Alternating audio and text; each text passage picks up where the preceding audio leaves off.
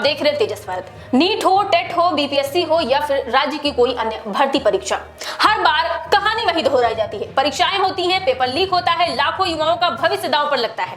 सरकार जांच के आदेश देती है और कुछ गिरफ्तारियां भी होती हैं। विपक्ष हंगामा करता है और फिर मामला धीरे धीरे ठंडे बस्ते में चला जाता है। लेकिन इस बार सवाल सिर्फ पेपर लीक का नहीं है, सवाल उस पूरे सिस्टम का है जो शायद इस अपराध को रोकना ही नहीं चाहता।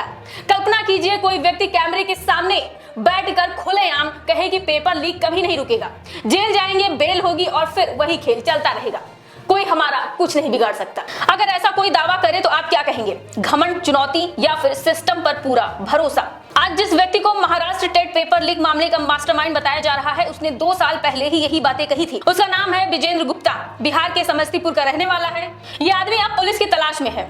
लेकिन सवाल यह है कि अगर ये इतना बड़ा खिलाड़ी था तो इतने वर्षों तक इसके खिलाफ निर्णायक कार्यवाही क्यों नहीं हुई? महाराष्ट्र में टेट का पेपर लीक हुआ, पुलिस ने कुछ लोगों को गिरफ्तार किया, जांच में कई नाम सामने आए, लेकिन जांच जैसे जैसे आगे बढ़ी वैसे वैसे सरकार और सिस्टम पर सवाल भी गहराते जा रहे हैं। क्योंकि जिस व्यक्ति को आज मास्टरमाइंड बताया जा रहा है, उसने पहले ही दावा किया था कि पेपर लीक उद्योग करोड़ों का कारोबार है। उनके मुताबिक एक बड़े पेपर लीक से 200 से 300 करोड़ रुपए तक कमाए जा सकते हैं। अगर ये दावा सही है तो फिर ये सिर्फ अपराध नहीं बल्कि एक संगठित उद्योग है। ऐसा उद्योग जिसमें सिर्फ माफिया नहीं बल्कि सिस्टम के भीतर बैठे कुछ लोगों की मदद के बिना काम ही नहीं चल सकता।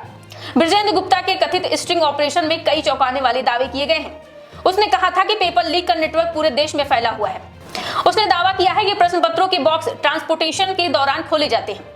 उसने यह भी आरोप लगाया है कि कई ब्लैकलिस्टेड कंपनियां भी संवेदनशील परीक्षा सामग्री के परिवहन के ठेके हासिल कर लेती हैं। अब सवाल उठता है कि ब्लैकलिस्टेड कंपनियों को ठेका कौन देता है? किसके संरक्षण में उन्हें मौका मिलता है? क्या ये माफिया इतने शक्तिशाली हैं कि सरकारी नियमों को ध्वस्त कर दे, या फिर खेल कहीं ज्यादा बड़ा है? यही वजह है कि विपक्ष और कई छात्र संगठन सीधे सरकार पर सवाल उठा रहे हैं। उनका कहना है कि अगर वर्षों से वही नाम सामने आ रहे हैं, वही तरीके इस्तेमाल हो रहे हैं और फिर भी पेपर लीक नहीं रुक रहा है, तो जिम्मेदार किसकी है?